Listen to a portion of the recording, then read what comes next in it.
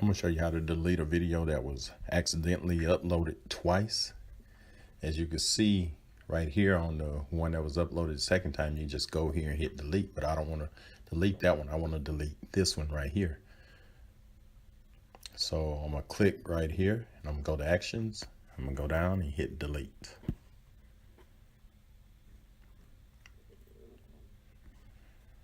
And that's how you delete it.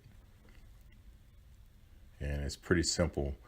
It took me a while to figure this one out, but I was looking for that little drop down, but I couldn't find it. So I'm gonna repeat this once more. I'm gonna just speed it up a little faster. But the only thing you have to do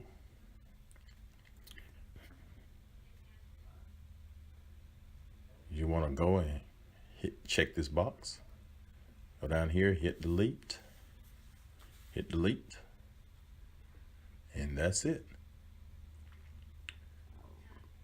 So if you found this video helpful, subscribe to my channel and have a great day. And also look in my description if you want to purchase some items from Amazon. Thank you. Bye.